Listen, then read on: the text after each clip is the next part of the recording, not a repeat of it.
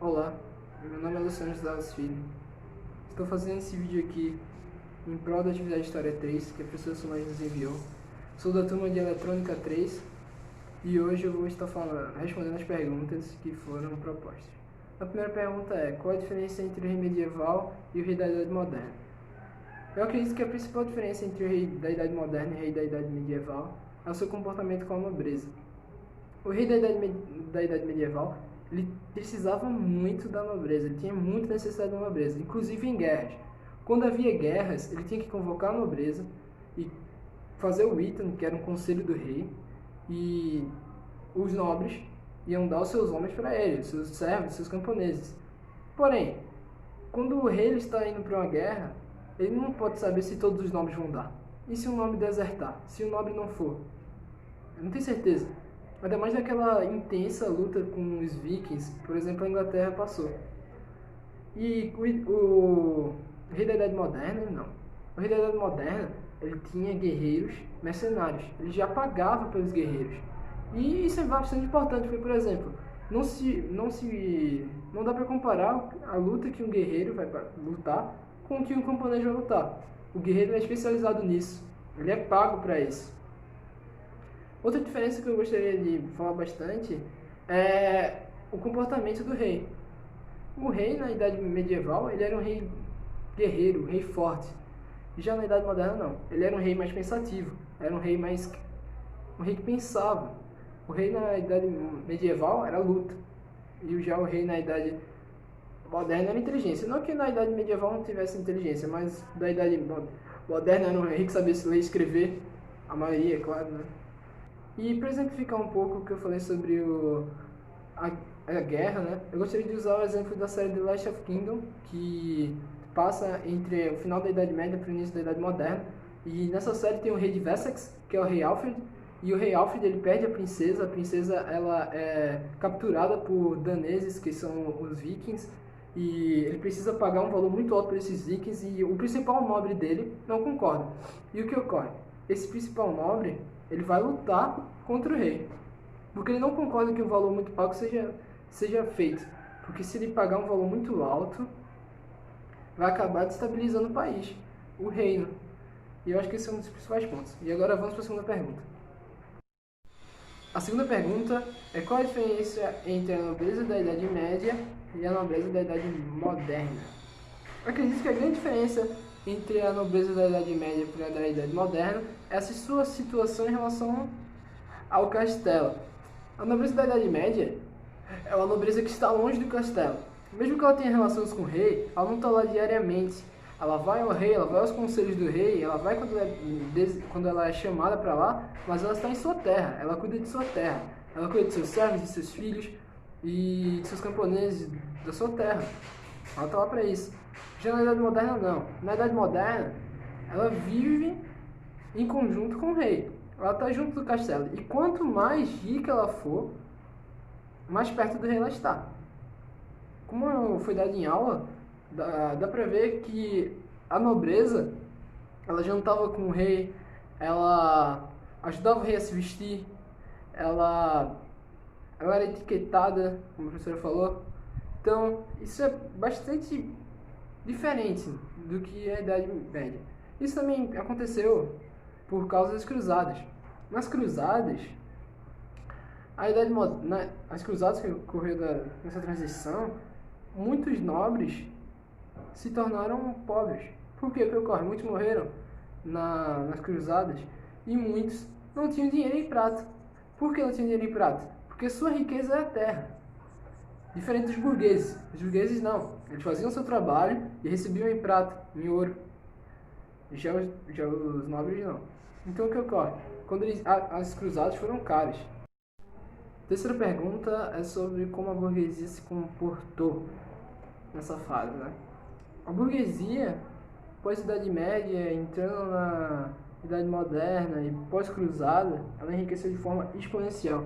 A burguesia se tornou muito rica, inclusive por causa das cruzadas. As cruzadas foram muito importantes para os burgueses. Por quê? Porque as cruzadas, elas foram guerras, mas ela foi uma grande caminhada.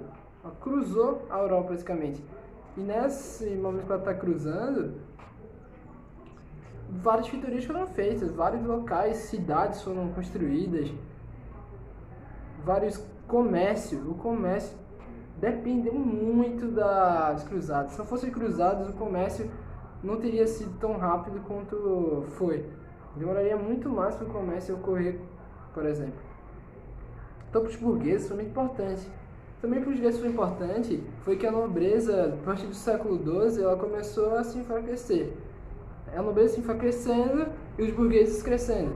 Então isso foi importante. Por exemplo, os burgueses começaram a tomar o lugar da nobreza em relação à riqueza.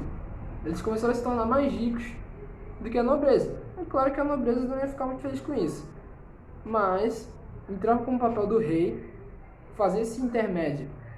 Por exemplo, na França, até o século XVIII, o rei ele conseguiu estabilizar os dois de lado a lado, porque a partir disso os burgueses estavam lá, subindo, crescendo.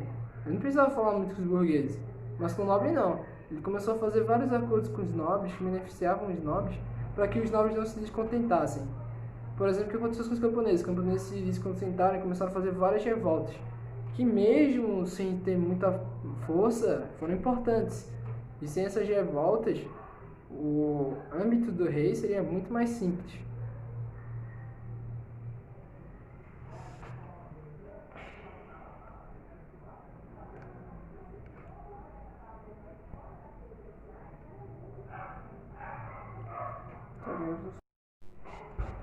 Quarta pergunta: como os camponeses estavam agindo nessa época?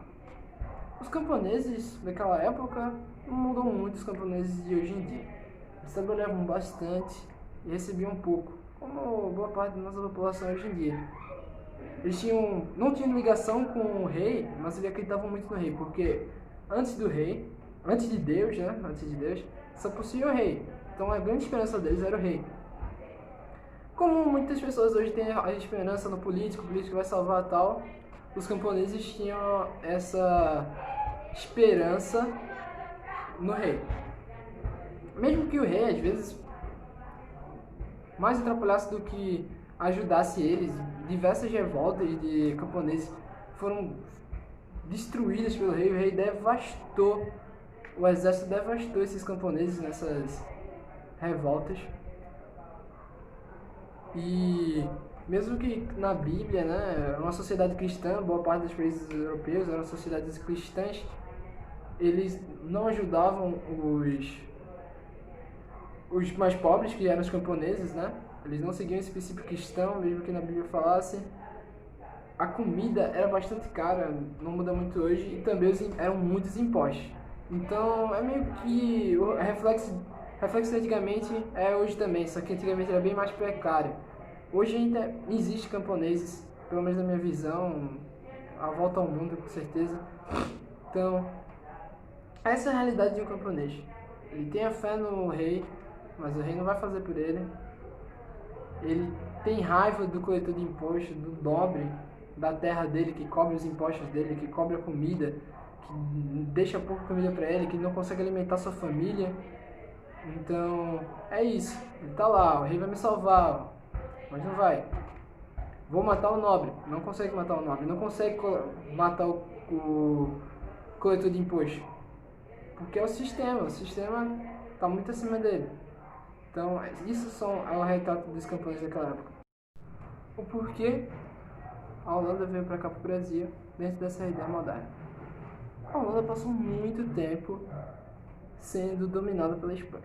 A Espanha era bastante forte nessa época. A Espanha possuía os Países Baixos, onde é a Holanda de hoje em dia, e a Espanha tinha seu território. A Espanha era bastante forte maritimamente. Tinha aqui as áreas América do Sul. A América do Sul era praticamente a Espanha, América Latina, no caso. Então, o que ocorre? A Espanha já era bastante forte. E com a morte de Dom Sebastião, que era o rei de Portugal, na África, lutando contra os muçulmanos, ela se tornou mais forte ainda por causa da Península Ibérica. Porque o Dom Sebastião ele não tinha sucessão. Não tinha filho, não tinha primo, não tinha um irmão, não tinha nada. Então, Portugal não queria ser dominado pela Espanha. Eles iam colocar um cardeal lá. Porém o cardeal já era velho. O cardeal passou por muito pouco tempo lá e saiu. Quando ele saiu, o Dom Felipe II, que era o rei da Espanha, decidiu e tomou Portugal para si. E Portugal virou o reino dele. O que também veio com Portugal? Brasil. Então aí você vê a importância do Brasil e a importância da Península Ibérica ter acontecido com o Brasil. Então, a Holanda, ela estava praticamente suscetível à Espanha. Tudo que a Espanha mandava, a Holanda fazia. A Holanda era muito importante em relação ao açúcar, era um grande produtor de açúcar, ela mandava muito bem nisso.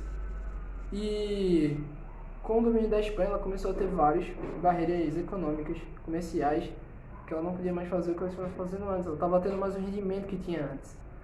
Então o que ocorreu? Eles começaram a fazer companhias. A primeira companhia que eles fez foi a Companhia das Índias Orientais. Eles foram ao Oriente, passou muito pouco tempo essa companhia, e depois veio a Companhia das Índias Ocidental. A Companhia das Índias Ocidental, ela ocorreu tanto no norte da África como no nordeste brasileiro. Primeiramente eles começaram a... O primeiro jogada deles foi vir na Bahia, né? E não deu certo. A Espanha teve um exército gigante mobilizado para lutar contra eles. E eles perderam. E depois de alguns anos, eles tentaram aqui no Recife. E em 1930, ele chegou aqui, dominou Recife, civilizaram Recife. Recife se tornou fortíssima, fortíssima, né? As pontes foram criadas, pontes que são pontos turísticos de Recife até hoje. Ele civilizou a cidade, deixou a cidade como uma Holanda mesmo, bastante importante para nós. E é isso que eu posso falar. Maurício Nassau, extremamente importante.